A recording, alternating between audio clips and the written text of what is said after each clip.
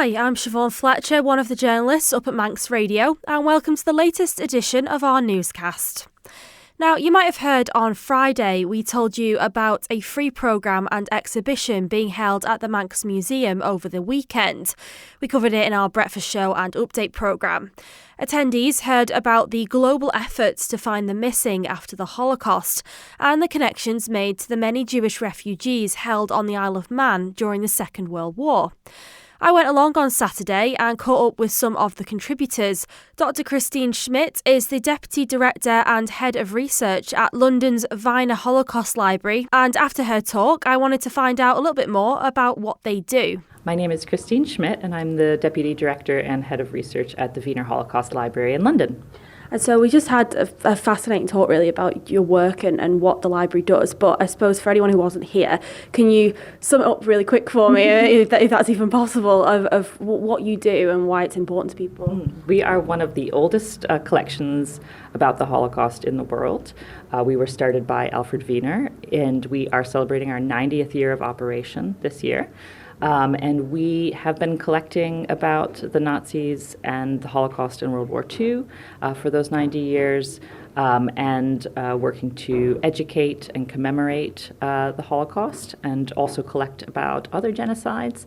And what we're here today to talk about is our specific focus on supporting family research into the Holocaust. So this is a history that's still living for many people, and we have brought with us our Fate Unknown exhibition, which looks at the history of tracing after the Holocaust, how people found missing people, and how they were reunited after the Holocaust.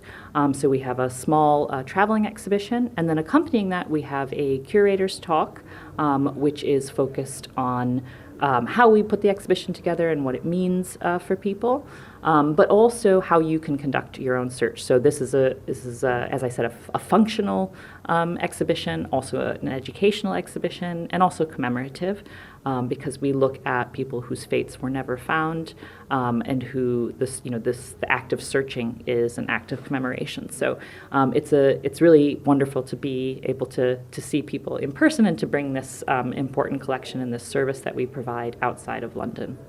I think it's interesting. I think maybe if your family wasn't directly impacted by the Holocaust in any way, maybe people think that those searches are over, or that people have kind of maybe accepted what happened, and that's really not the reality. Yeah. Do you still see a lot of people coming to you year on year? What's the reality of the day-to-day there? Yeah, we do. We every time we do an outreach event, for example, we have a rise in inquiries. But yes, it's still very much a living history. And part of this is because of the way that the cataclysm of World War II has seen archives dispersed around the world. And we talked a little bit about that in the event today, that even though this collection on which we base our family research support, which is the International Tracing Service Archive, now known as the Erolson Archives, has 30 million pages of documentation, and it's the largest collection of Holocaust and World War II related material anywhere, it's still not the full story.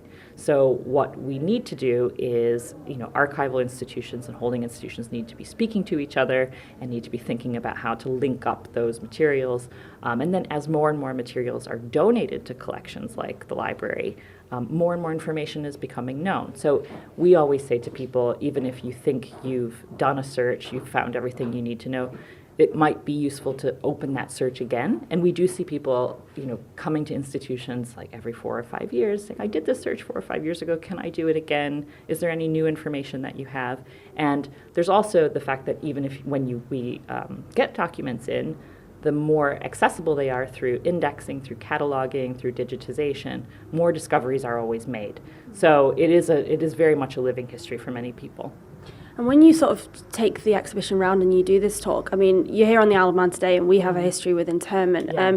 Do you sort of find more connections with different things that happen? Because you're right, especially if we're talking World War II, that history is all over Europe and even around the world, really. So do you sort of find a little bit more out about, internment, and do you have people coming to you, maybe, are you expecting it today, of people saying, actually, I had family members interned here, what's that like as well? Yeah, that's actually one of the reasons that we came, because we knew that this history isn't actually very well represented in ITS as such, but it's connected to that history because the history of forced migration and the treatment of refugees once they arrived here, is important because it links to what happened to their relatives. And so in a lot of cases, it may not necessarily shed light on their experience of internment because that collection isn't reflected in the ITS.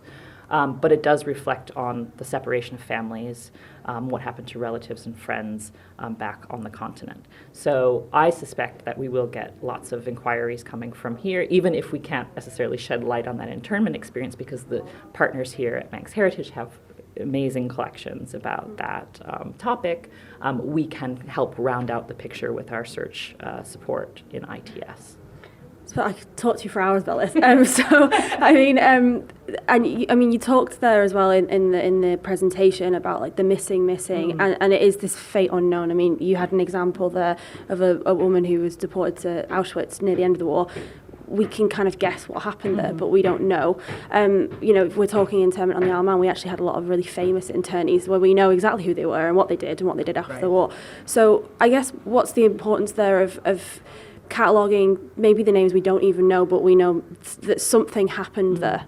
And that's, I think, one of the things I mentioned, that this exhibition is also marking it as searching as an act of commemoration. So even the act of searching for someone, even if you don't clarify what happened to them, is really important because that name is remembered and that name is spoken again. And that's why we always include the examples that we do in the exhibition of Susanna Knobloch, who's the face of the exhibition really, and Gita Nussbaum, because we were never able to clarify exactly what happened to them. But I think that act of searching is really important as a form of commemoration. And our research team will also file information at Yad Vashem to commemorate those people who, if for example, we do a search for someone and they've discovered family members that they didn't know existed. Mm-hmm. And so we are able to record those names as other victims of the Holocaust who were not previously known. And so that act of somebody looking for that name and saying that name again keeps their memory alive. So. And I guess finally, and you don't really have to answer this, someone asked a question there about like kind of the future of these resources. Mm-hmm. And I mean, given kind of the world context right now as well, you mentioned, a really important resource there based in Israel as well. Do you feel like you're having to, at any point, defend the institution or the work you do, or do you think actually people still know that it's really important and that, I suppose, how is this sector of history feeling right now? I don't know if that's the right way to question it, but you know what I mean? Yeah, no, it's a good question. We always face challenges as a charity. Of course, we are an independent charity. We rely on the donations of supportive foundations and people to be able to do our daily work.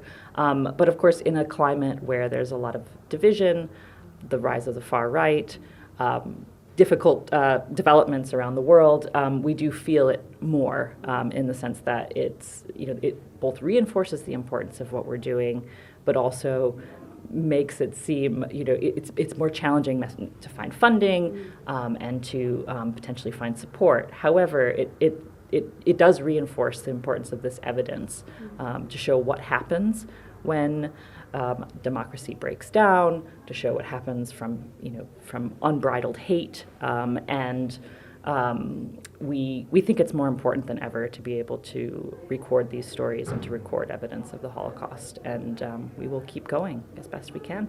Now presenting that talk with Christine was Professor Dan Stone. I also grabbed him to find out why the exhibition was put together in the first place and what it means for people going forward. Sure, I'm Dan Stone. I'm Professor of Modern History and Director of the Holocaust Research Institute at Royal Holloway, University of London. And we're here today, we've got a temporary exhibition up at the Manx Museum called Fate Unknown, which actually, coincidentally, is the name of your book. So can you tell me a little bit about the presentation you just did as well, for anyone who wasn't here, and I guess why it's important? Sure. The exhibition was originally shown at the Wiener Holocaust Library in London in 2018, and since then we've been showing a travelling version of it in different parts of the UK and now the Isle of Man as well. So we've been to Belfast and Cardiff and Edinburgh and Glasgow and Manchester and Newcastle and hopefully various other places, in order to engage with audiences outside of London and to explain what the International Tracing Service Archive is, how people can access it and use it, and both for their own research and for family history. I mean, it's the exhibition is about this archive, the International Tracing Service Archive, which was established at the end of the war to help people trace their missing loved ones, people who were displaced as a result of the war. And it's an important topic because it's still a tracing service. There are still people looking for information about their relatives from World War II. And in the context of ongoing refugee crises around the world since 1945 and very much so in recent years, this question of finding missing people, how we go about it, what services are available, is of contemporary as well as of historical relevance. So we've tried to condense this vast archive into a handful of small but hopefully interesting stories about particular individuals, as well as a kind of sense of the organisation and the structures that were in place to help facilitate that process. Do you have people engaging with it then when you do these talks that people go, oh, actually, I want to search for this, that and the other? I know we did have a question in there. So do you see that active engagement? For sure. I've just been speaking to a couple of people now after the presentation about their search for their relatives. So one woman who's been tracing her family back to parts of eastern Poland during the period of the Tsarist Empire, and other people telling me about the stories of their relatives also in parts of Central and Eastern Europe. So this is an ongoing project for many people. And for me, I'm a historian, not a family researcher. I'm interested in slightly different types of questions, but there's obviously overlap because I'm interested in the trajectories of individuals through the Nazi concentration camp system and prison system and various forms of incarceration. And so that, of course, overlaps with people who are doing family research. So for yourself then, if you go into these archives and it's just that wealth of knowledge available really, how do you even start tackling topics in these sorts of archives where there's millions of documents? Well, like any historical research, you can't just go to the archive and see what you find. You have to go with a research question. And so you need to think, what is it that I want to know? What question do I want to address?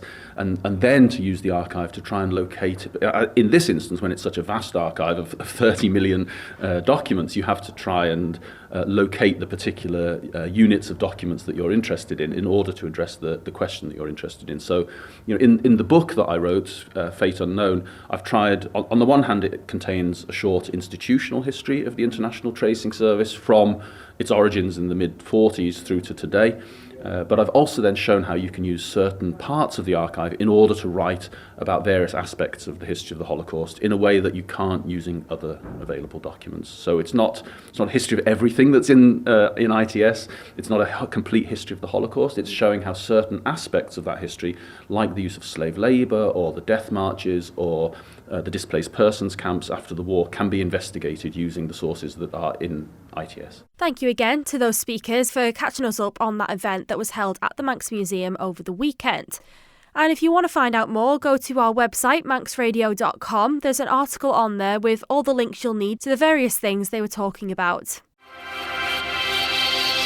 Thank you for making it to the end of the Manx Radio Newscast. You are obviously someone with exquisite taste. May I politely suggest you might want to subscribe to this and a wide range of Manx Radio podcasts at your favourite podcast provider so our best bits will magically appear on your smartphone.